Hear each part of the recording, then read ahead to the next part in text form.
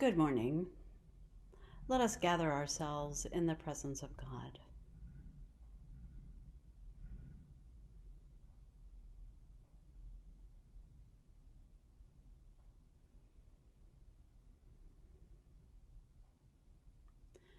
Let us pray.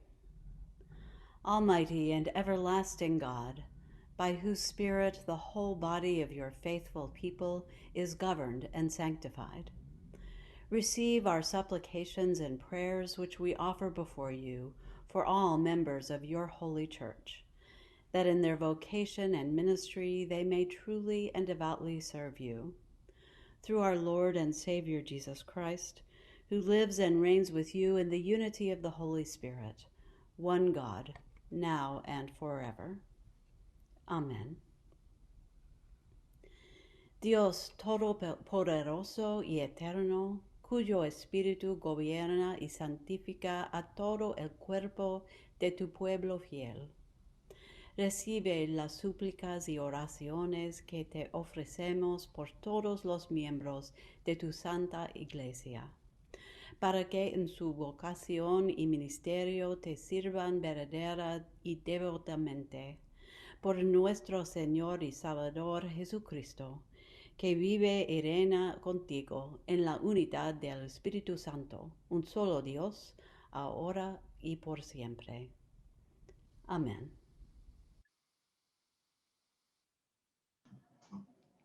Welcome and thank you for joining us for this workshop session, Our Buildings and Communities as Resources in Disaster Response.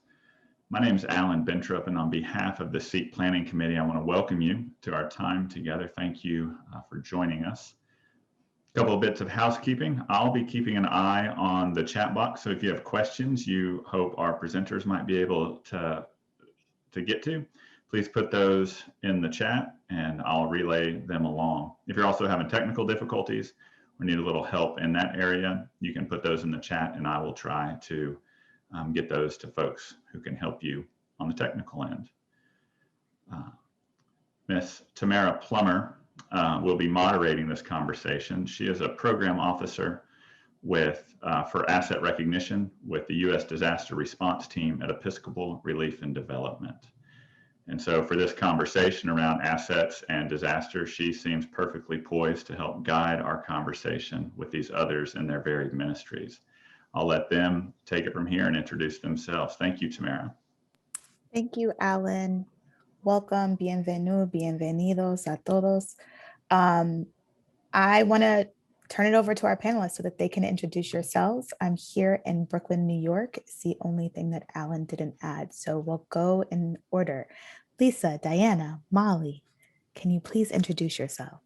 Absolutely. I'm Lisa Fishbeck. I'm vicar of the Episcopal Church of the Advocate in Chapel Hill, North Carolina. I'm Diana Dederick. I'm the deacon at St. Luke's Episcopal Church, an historic African-American parish in Columbia, South Carolina. I'm Molly Carr, and I'm the kitchen pastor and executive chef at the Abundant Harvest by St. Isidore in Spring, Texas. And if you can't tell, Molly is still at work.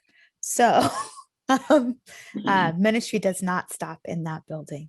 We'll now have each panelist provide a little bit of background of their ministry context.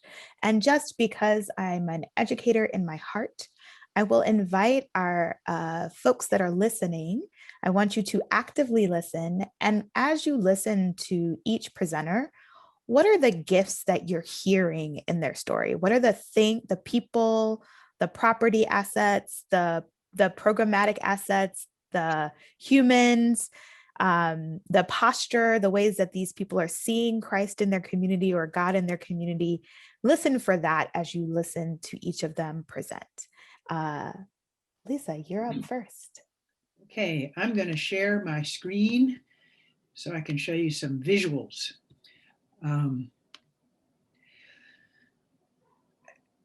As I said, I am the vicar of the Episcopal Church of the Advocate, which is an 18-year-old mission that was launched just in 2003. We're located in a university town, Chapel Hill, North Carolina, home of the University of North Carolina.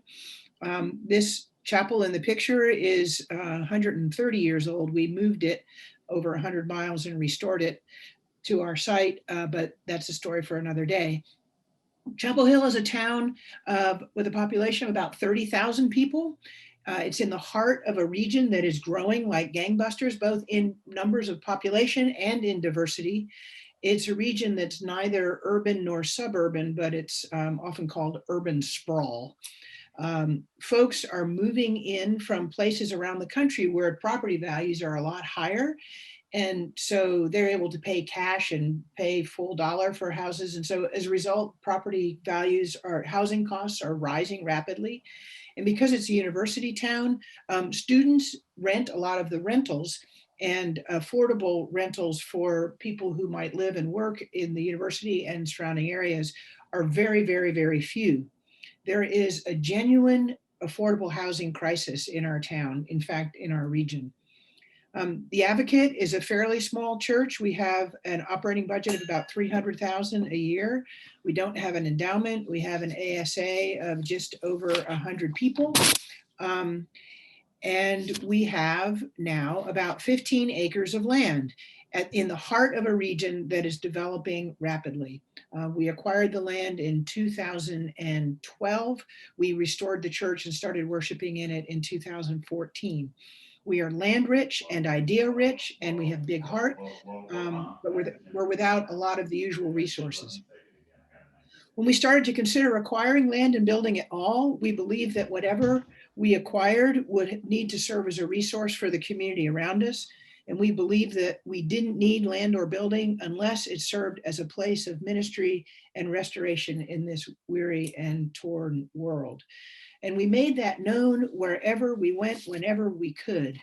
So in 2016, 2 years after we were settled onto our land, or started to settle onto our land, along came this Pee Wee Homes possibility, in large part because we had been so vocal throughout the whole community that we wanted our land to be a community resource.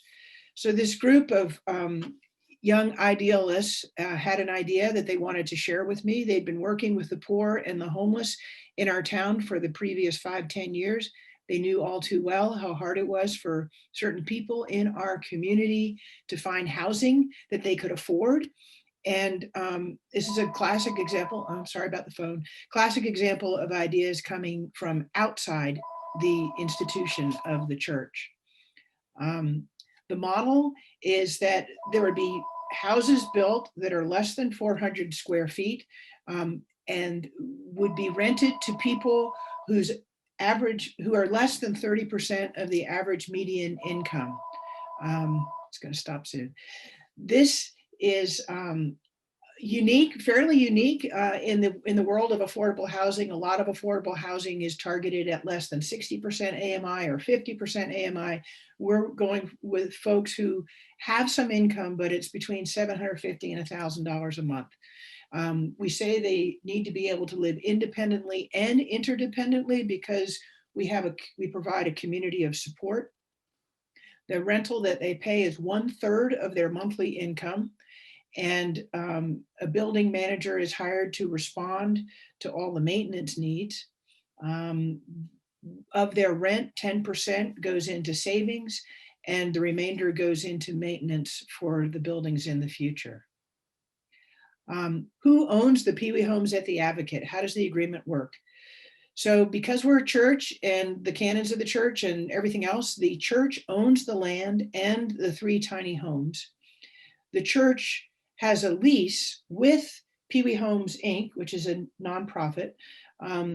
And if we want to terminate that lease, we can for a payment of $150,000, which is less than the houses were built for. And if the Pee Wee Homes want to move the houses, they can or whatever. But basically, we own the land and we rent the 3 houses to Pee Wee Homes.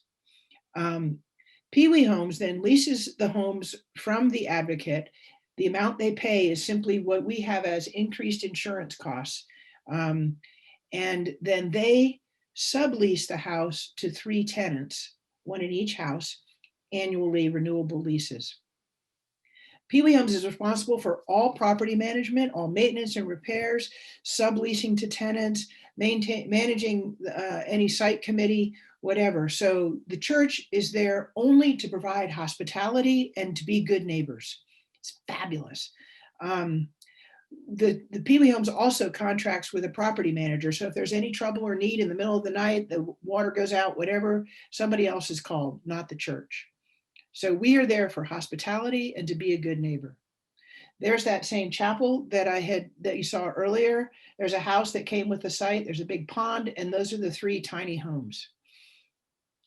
You can see that they were designed architecturally to match the church with that board and batten look, the white, the red doors, whatever. So they fit in really nicely to the site. And the folks who have moved in, I'm sorry, you can see that it's tiny. There's a tiny stove, there's a tiny refrigerator, up and down washer, dryer, etc. What I call the hallmark of this is that there are multiple stakeholders, equal stakeholders, and shared skilled and resources. So it's not all on the church or even principally on the church. Stakeholders for this project are the Church of the Advocate, the town, a local credit union, Community Power Fund is a nonprofit, Habitat for Humanity helped with the building of it. There's an architect who donated services. A professor from the UNC uses this project to help his students learn about social entrepreneurship, and they raise money and they give it to the project. We had a videographer, we had lawyers, we had social workers, and even the diocese kicked in. The whole project cost $168,000. Here's the breakdown for how it was funded. The town paid, almost half. The business school class raised $38,000. A couple of individual donations. The diocese gave $10,000. The Advocate gave $2,000.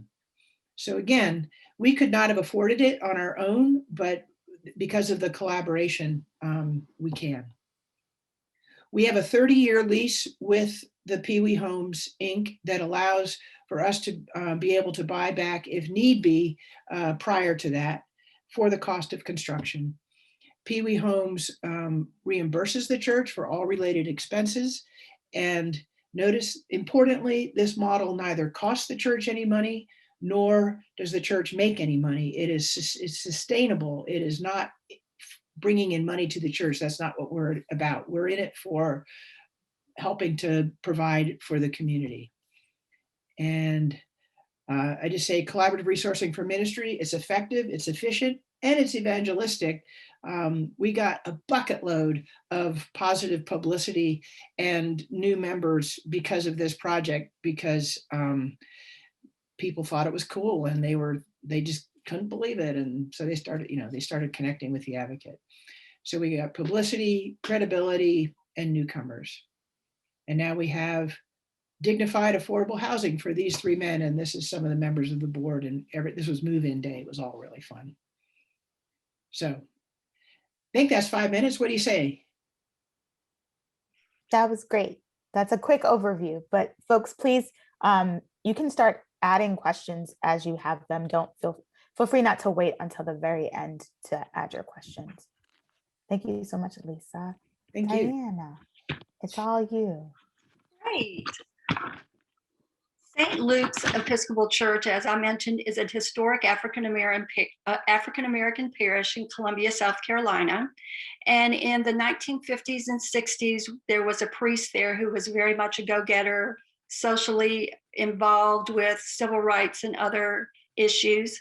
And he had a dream of creating a community center to bring in the youth in the area for basketball, baseball, wrestling, boxing, all other kinds of activities, and then use that as a way to involve them in the church. This worked great, and then times changed, and nobody started using this community center anymore. It was just empty. When I came to St. Luke's in 2011, this fabulous structure was in disrepair, and it was used to store junk, stuff that nobody wanted to throw away that belonged to the church. It bothered me that the building was empty, but I was a new person in the parish. I was also, as you can see, a white woman in an African-American parish, so I had to tread lightly. I didn't want to come in sounding like the Great White Hope. So I spent several years building relationships with the people before I jumped into doing anything drastic. But all along, God kept pushing me and kept pushing me and kept pushing me. And finally, I had to say, okay, God, I hear what you're saying, and it's time to move forward. And what God was saying to me was, it was time to restore that building.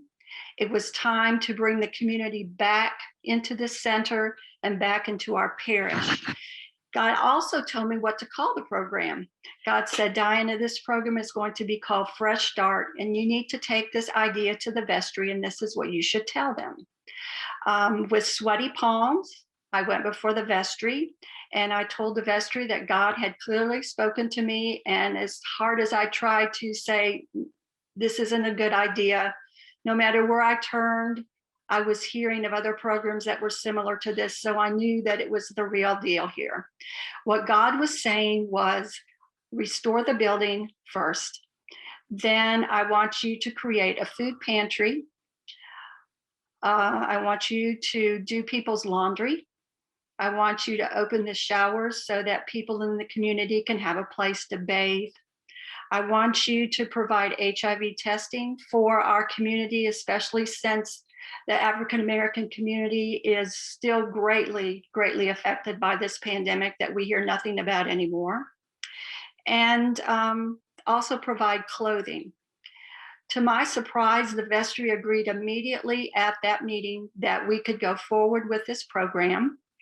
There was no money in the budget, but they said you could go with it.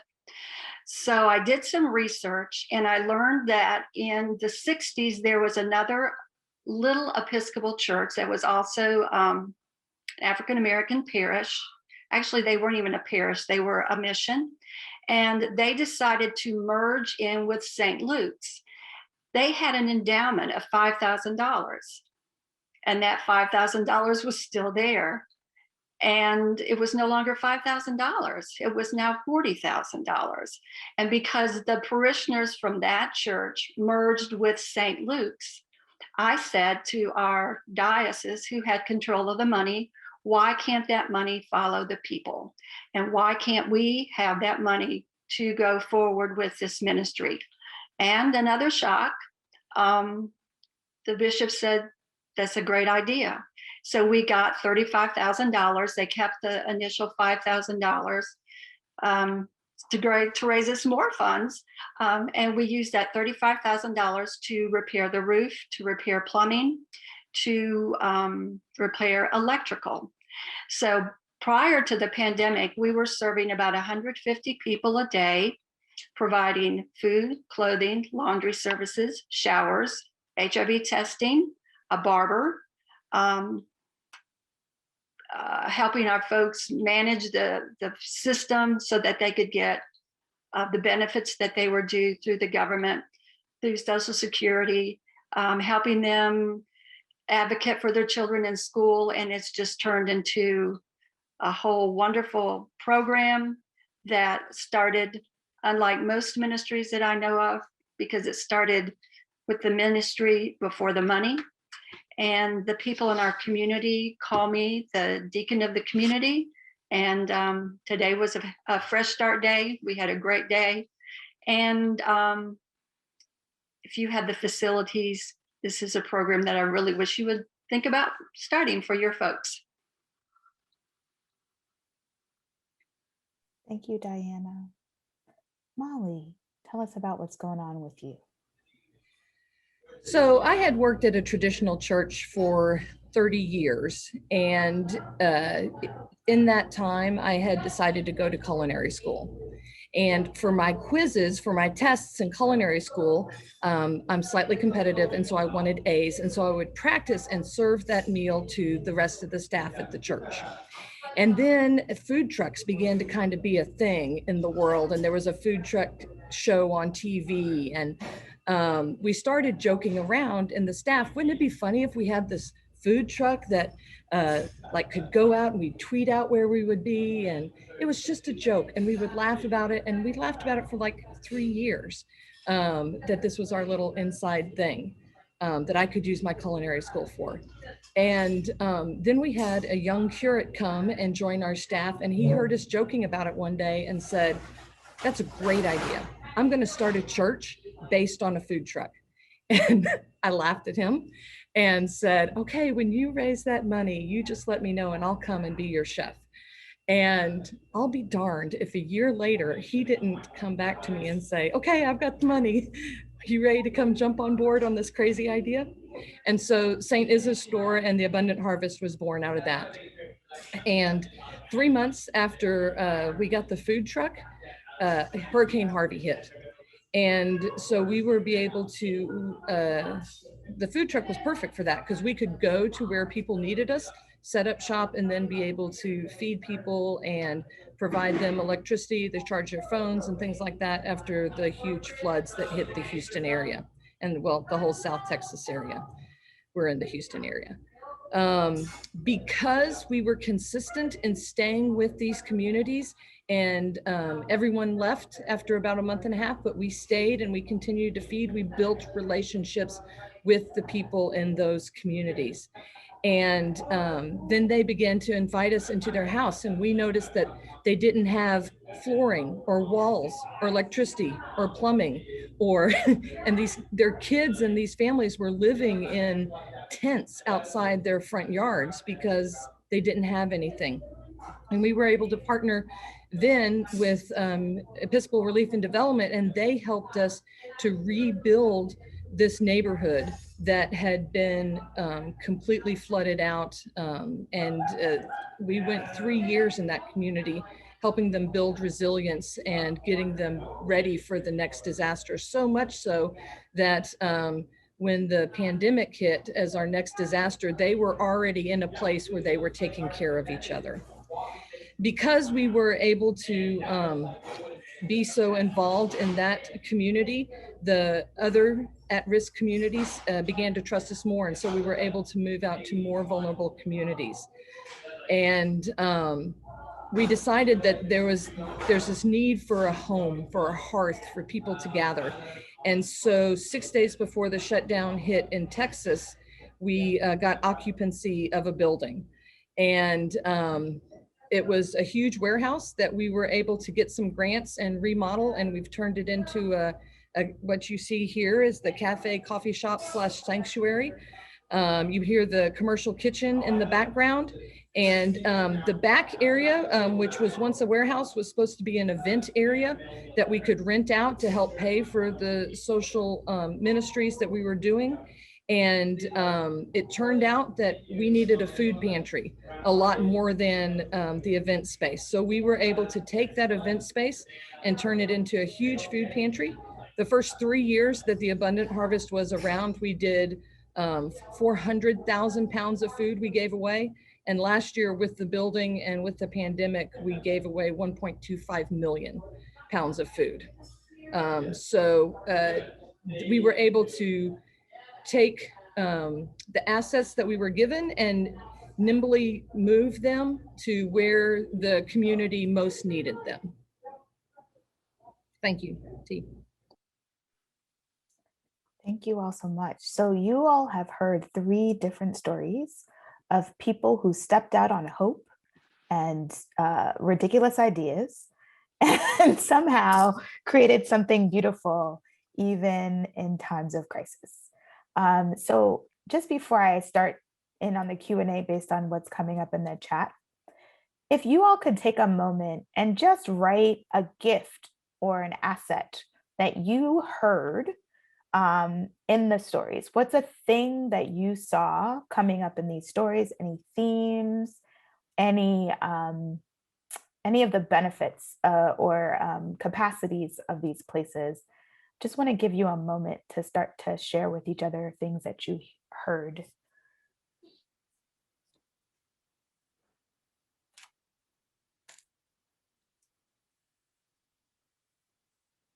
Imagination, hope, caring, consistency, resilience, radical love of others. I also heard doing before knowing, the capacity to do before you know. the capacity to listen deeply to the neighborhood. So all of you had listened deeply to your neighbors and were responding instead of deciding for the neighbors before you went out.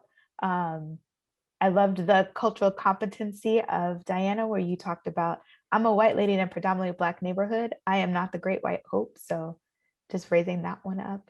Faith, yes. Volunteers. and ability. I love the ability to see church beyond four walls. So, and continue to add, I'm not stopping you, but I want to ask you all, we can often tell these stories as, I had an idea and then we got money and then it happened. Can you all slow down at that money part? How do you pay for your ministry? How does it sustain itself? I'm going to start with Diana on this one. Particularly, there was a question for you about how do you sustain this ministry over time? Okay, first of all, it's going to sound trite, but prayer is a driving factor in this ministry. We truly believe that this is what God has called us to do, and we believe that the money will be there. We create partnerships with other nonprofit organizations. We receive funding from United Way, from Sisters of Charity, from private foundations, from the local food bank. Our clericus, the clergy in our convocation, we invite them to have their monthly meetings at Fresh Start so they can see what's going on. Then they can go back and tell their parishioners, and that helps us get volunteers. It also helps us to get into their outreach budget. I preach at the Episcopal churches in our convocation, and I also go to their ministry fairs to get the word out about what we do. I use their youth groups to participate, like for Vacation Bible School, and they can come and help fix bags of food. And all these things help bring in funds. We can be a mission project for a youth group, and they can put together hygiene bags or do a food drive for us or do a clothing drive.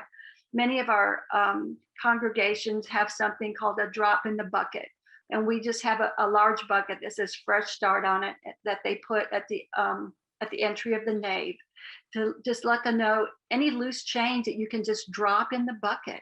When everybody puts a drop in the bucket, it can turn into a lot of money. I know one Sunday I preached at a church in Columbia, and we started the drop in the bucket, and then I received a check for over $1,000 just from the drop in the bucket. My husband says, don't forget to mention handwritten thank you notes. I handwrite every thank you note. It's never done on the computer. And he says, believe it or not, I think that makes a big impression why you get so much money to come in.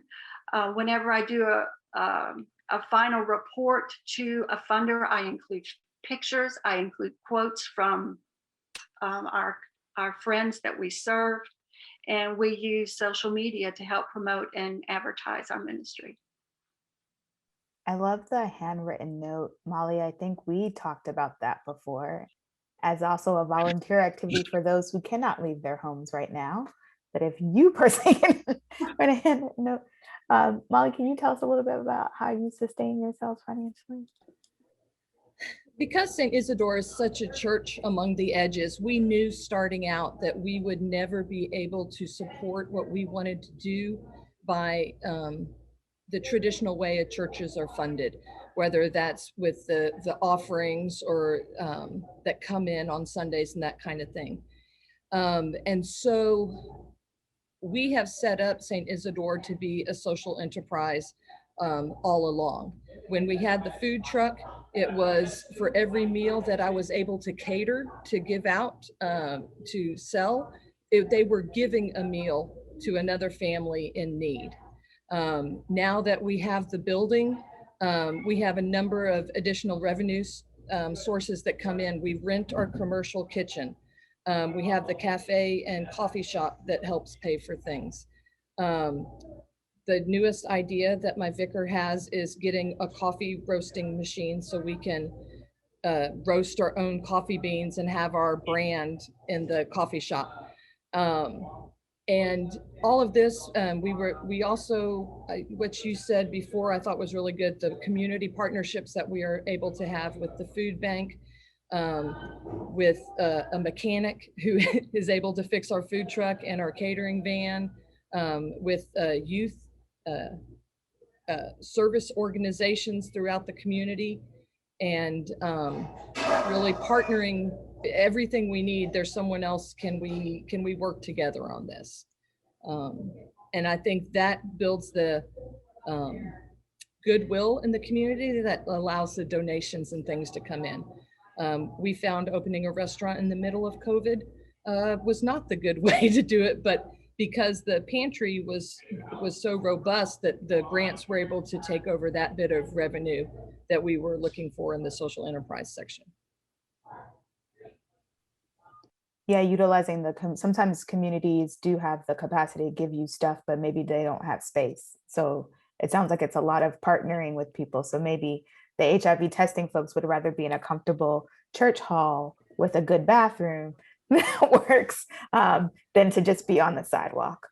Right, exactly. And because the community now knows us and trusts us, we now have legal aid using our facility coming down here once a month, where we have lawyers, where the people that come for the food pantry can also have this. We have mental health professionals here, and they're able to be counseling and therapy sessions here, where the people are already comfortable. They know they can get a cup of coffee and a hot meal here anyway.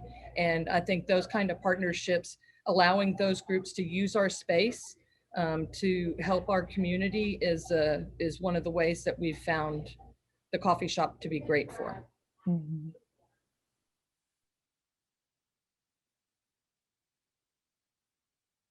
I muted myself and then I did ask you a question. How do you sustain yourself? Lisa, yes. You're muted now. Right.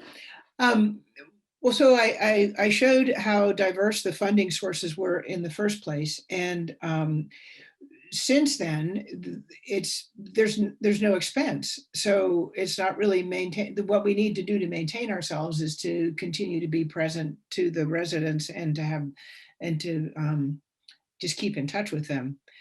There's no, that's the beauty of the economic model. We build the homes, and then the Pee Wee Homes uses the rent that comes in to keep up with the expenses.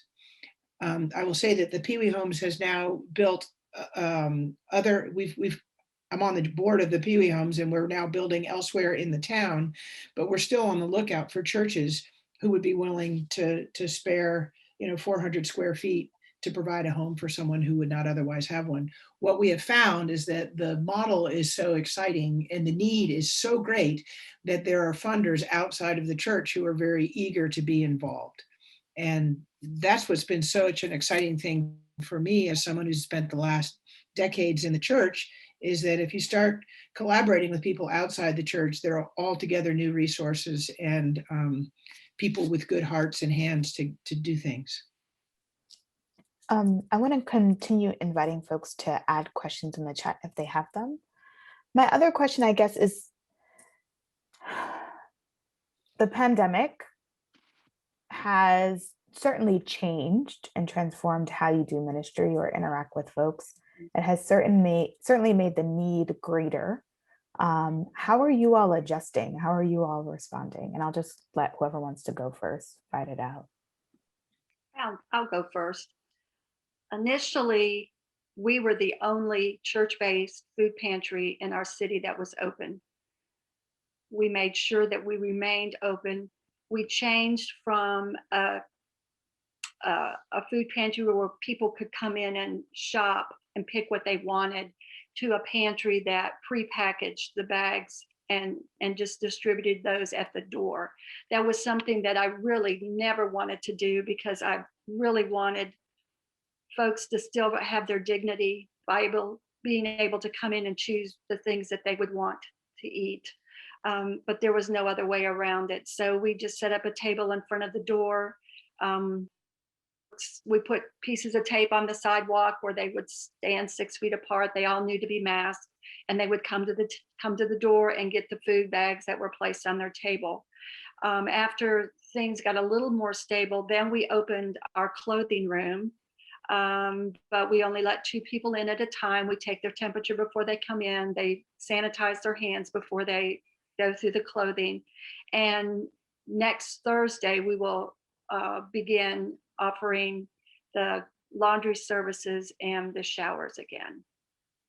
So we started small. When things were safer, we have gradually expanded back. Still no barber yet, but that will come. Yeah. Listen to the advice of the disease control agencies of health departments Right. Now, of certain states. Right. We did continue with the HIV testing because that is a ministry that our church has done for years. As a matter of fact, we are the first Episcopal parish recognized in the country as being an HIV/AIDS welcoming parish. So we didn't want to lose that identity that we've created. And we've also used our facility for COVID testing. I like that. And so the disaster person in me just wants to make it clear. They were doing a ministry. A disaster happened. They still did the ministry and adjusted it to the disaster. So if you are ever thinking about how does one do an Episcopal Relief and Development grant, that is literally all we do, particularly in the US context. It's about utilizing the gifts and assets of a community and transforming them to respond to the need of the community based on the disaster that has happened. So Molly or Lisa, do y'all have stuff to add? Or else I'll continue asking questions. For us, we did a lot of our food pantry was the same way. It was a client choice food pantry when we first started out. And then we have gone to a appointment based right now where they can sign up and they say, okay, I have a baby and I need size 5 diapers and I need dog food. And so we're able to pack boxes specifically for the families that need it. And then if people aren't able to get appointments, we also have a time where people can just come by and pick up food. But we've had a very strict hand washing, temperature taking, mask wearing the entire time. And we will be continuing that even though Texas officially is not under that mandate anymore. We're going to continue to do that just because we want to be a safe place where people feel comfortable coming to no matter what. But like you said, T, the crisis, the pandemic helped us to grow even larger. That we didn't stop doing what we were doing. We increased it because we saw that need in the community and we were asked to step up and help. And so we were able to say yes to that. And I think the saying yes is a big part of what has sustained us going through this last year. And I'll just say our ministry is quite different from all of that. We just have the three fellows, but through the pandemic, the stress got too great for one of the tenants. And while he'd been sober for decades, he got back to drinking and it was causing some trouble. So there were lots of porch side conversations and bringing in a social worker from the board to meet with him and to try to help him get the support he needed to be able to get sober again. But that was clearly, we just felt so bad for him because the stress was so great and it was hard for us to know how to help him. But I think he's in a better place now. Yeah, I know a lot of folks, particularly when they're doing housing ministries, maybe this is just a Lisa question, but if y'all have some thoughts, getting put in the news for evicting someone, for example, like how are you all navigating the parts where you have to hold boundaries for people that are entering your ministry in a way that allows for God's grace, and also you cannot, like, there's a line, right? So how does the church kind of navigate that question of holding, particularly I think with housing, especially that person gets evicted and now they're homeless, like that can blowback as bad publicity. And I know that sometimes makes churches hesitant. So yeah, and that's why it really helps to have the board include professionals who are very well acquainted with a lot of these issues. I've learned a lot about the various support networks that are available in the wider community. Each of the 3 tenants has automatic withdrawal from they get checks, either paychecks or checks from the government, and their rent comes out of that automatically. We have a lot of grace written into the lease arrangement with the tenants.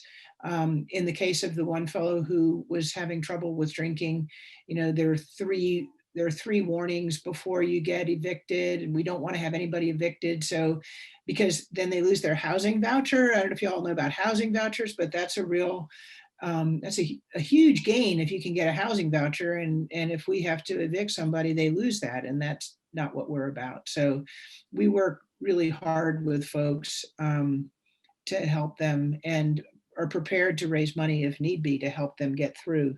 I suppose there's always the possibility that it just won't work with someone, but so far it's gone well. We had one trouble with someone who had a friend who was dealing in drugs and was dealing in drugs on the church campus, and we had to get law enforcement involved with that. But I mean, those are they sound scarier than they really were. And I think, it's so worth it to see the dignity and the excitement that these gentlemen have having their own home after being homeless. I mean, they've been homeless for decades, living on the streets, and the transition has gone amazingly smoothly. And the people of the Advocate are ready to do more. I think once we can figure out a process with the town, we'd like to build more houses on our campus. yeah, that's lovely. I like that you all are have so many different skilled people on the board that can also be interveners, so that it's not just the church that is responsible for managing it. In fact, the board has worked really hard to keep the church out of the complexities of things, because they really want the church to just be neighbors and friends. And so I know who I need to call if something comes up, and the board members are just really good about that. And that makes it possible. But like I say, there are a lot of people outside the church who want to do good work, good things. And one of the stories I like to tell is that, we needed a video, and this one guy on the board said, oh yeah, I can do that. And he just put it together in a week, and it's fabulous. And I think about all the meetings I've been through trying to decide whether to have a video or not, and where we're going to get the money to pay for a video. And he just did it. Anyway. No, I appreciate it. I have a meeting question. I have been an Episcopalian since I came out the womb, and we are a meeting people. How do you nudge your folks from the meeting boardroom we are afraid to try into the doing and responding part of the work? And I'm going to start with Diana. Or go ahead, Lisa. You had a question. You had an answer. I'll let you go first. No. Go ahead. I was just catching what you were saying. I was always doing Quaker meeting route is where I was going. Yeah. I mean, sometimes you would think that we're Quakers the way that we can meet. But Diane, I'm going to start with Diana and just say, how did you get? Like you said, your vestry just said yes, but was it really that easy? Actually, it was. And I think maybe they were scared because I said God had spoken to me. And so they were afraid to say no. But we had already had a feeding ministry at our parish for about 20 years, where on Saturdays, folks could come in for a hot meal. So they already had a relationship with the community. Plus, the old timers were there when Father O'Neill was there and built the center, and remembered those days and how St. Luke's was so important in the community, and they longed for those days back. So I think because those things had been in place in the past, and our Saturday feedings were in place then, it really wasn't that difficult. And all they had to do is if they would just come and volunteer one day and see the difference that was being made in the lives of these people. Someone that would take a shower and come out and say, Diana, you would not believe how long it has been since I have had a shower. And just to give them that humanity back, it really hasn't been difficult to get people to roll up their sleeves. And we wear aprons. And I think that's symbolic too of service. You can wear an apron or you can wear a bib, and we're choosing to wear aprons. Molly, how are you all getting people off their butts and into? Well, I wish that it was that easy for us. It was, maybe I need to use the fear of God more. But for us, it was, we had to go through quite a bit more to be able to stay open. Our diocese had a really strict shut it down policy right when the pandemic hit. But we were able to provide within a week after being told you couldn't do anything, to give them a written document about all the safety precautions we are going to be taking, whether that was how often we were wiping down door handles, to how many people were involved, to mask wearing, to all that, so that we could begin to operate right away. So we lost, I think, 1 day of pantry while that was happening, before we got permission to open back up. And then it's been, as the pushback has continued to happen, as we've stayed open through the long part of it, it's going, what I think she said a little bit was the come and see how strict we are on our COVID procedures, how everyone gets their temperature taken when they come in. Everybody signs in using a different pen that we sanitize every night. We have 50 pens at the, take out the clean and go to the used. So all the volunteers sign in so we can contact trace if necessary. Everybody's wearing masks, everybody's social distanced. And I think those strict policies, when people see them and they see how nitpicky I am on enforcing them, that helps them be able to go, okay, at least they're doing this as safe as possible, knowing it's so needed in the community. And if it has to be done, can we do it in the safest way? But that written document and policy, which thank God I didn't have to write, someone else did, was key in getting us open right away and keeping us open. Yeah, I'm often the poo-pooer of the written disaster plans, but I love that this time it was the committee meeting was helpful in creating the plan. So I like that. Lisa, did you have? Just in our case, it's almost the opposite. We have to discourage people from getting too intruding upon the privacy of the lives of the 3 tenants, because it's their home and they didn't move there to be part of the church. They moved there to live. And so we're finding ways to connect. And with COVID, it's a little harder, but we're looking forward to outdoor movie nights and things like that. But yeah. So we don't, our volunteering was to get the houses built, and we had build days, and that was really good. But yeah, it helps to have the name Advocate, I think, the Church of the Advocate. That was I've been wondering a lot. This is where I go to spiritual care and the like woo-woo part, because I've been sitting in seminary, so that's all I think about. How are you? I've been wondering about how much our catechesis, our Bible studies and stuff like that are, it sounds like there's a lot of spirituality that's happening in these spaces. And can you all talk a little bit about how that helps to sustain you all in these times? Before COVID, we would do noonday prayer for our clients and do a healing service.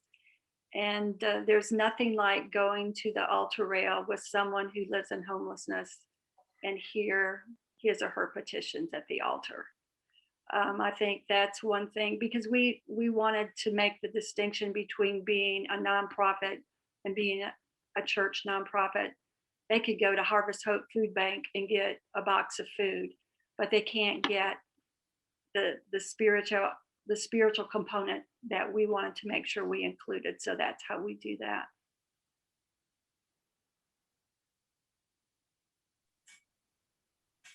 for us to, 3/4 of my job is the building of communities. And so whether that's the communities that we've been serving, where we help them come together figuratively and literally, and to build resilience to the volunteers and making sure that those, my Thursday team that's back there now getting the food pantry ready, everybody knows everybody has the matching t-shirts.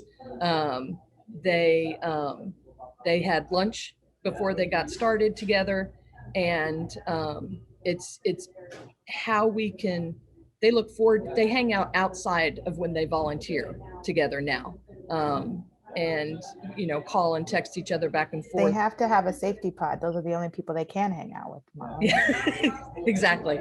So it's the building of communities, I think, is a huge part of it. I'm not really sure how to answer that. Maybe what was it about your congregation that heard those young people? Like, so as my spirit animal is an 80-year-old angry lady. She lives inside me. Young activists, like people in a college town, coming to church, folks.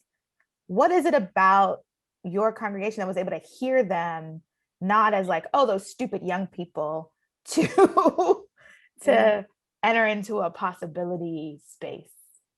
Well, I think that's where we were just started in 2003. And so the octogenarians and 2 nonagenarians that we have are people who were ready and willing to join a new church at an old age. So the whole spirit of embracing change and doing things new is built into how we do things. The woman who is in charge of affordable housing for the county came to visit and asked that question too. How did you convince your vestry to approve of this? And it was like a no-brainer. They were like, in fact, the vestry was wanting to make sure that one of the houses was ADA compliant, even though the town wasn't requiring that.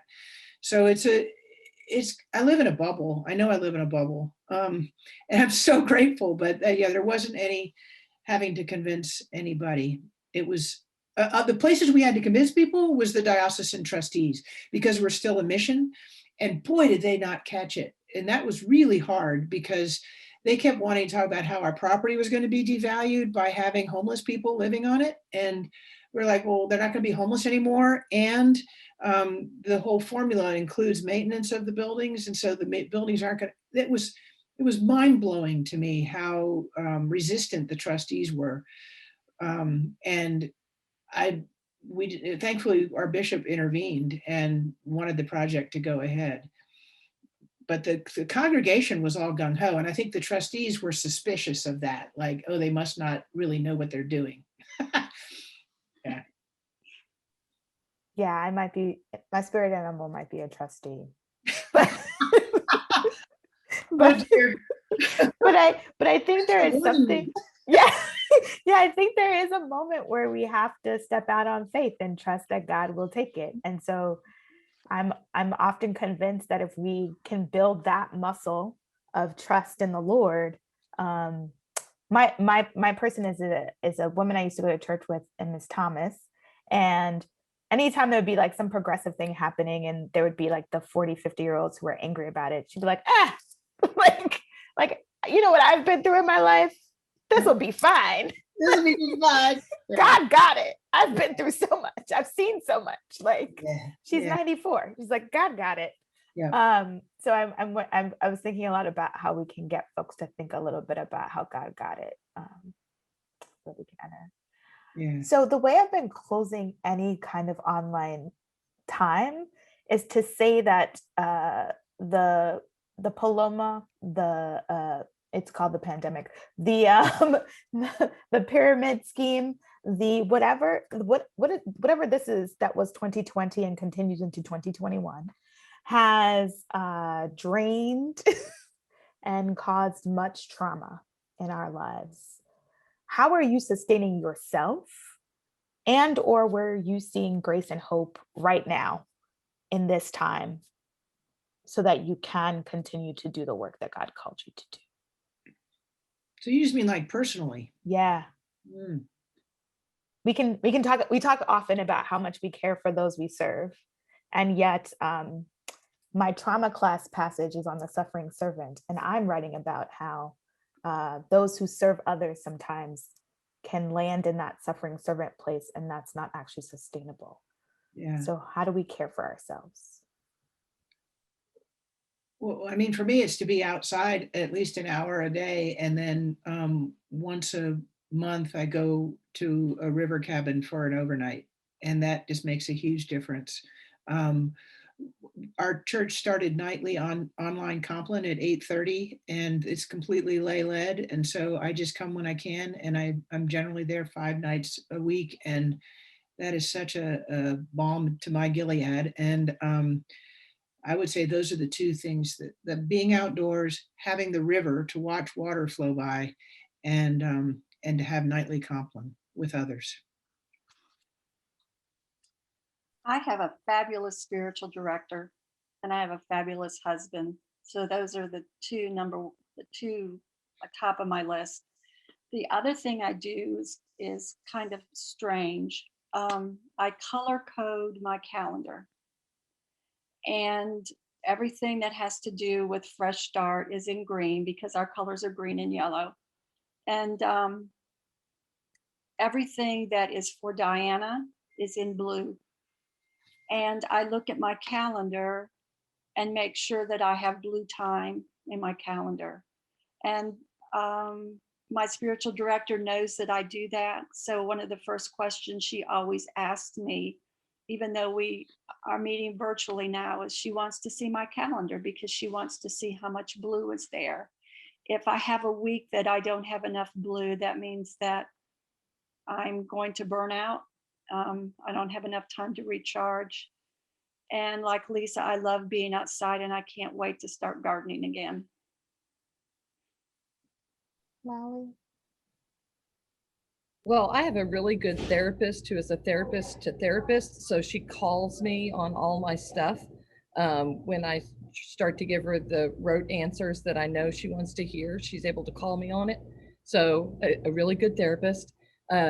My doctor is very good at prescribing my medicine and making sure that I keep up with that. So taking care of myself that way. And then I have a really good boss who like mandates, yells at me, make sure that I take my day off. And when I don't, or when I don't take my vacations, he is all up in my grill. And so I'm very lucky in that way that I get that day off every week and am able to decompress and play with my puppies and do chores around the house. I think I might steal the calendar thing for sure. I'm definitely not getting a dog because they wake you up early. but mandated outside time is always a good thing. We have 2 minutes, but I'm gonna give it a second to see if there's anything in the chat that folks want to ask.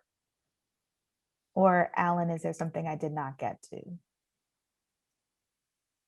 Great questions you asked. Really well I have done. so many questions about everything. Thank you. Very good. Very good. There are hopes for the next year. That's a long answer.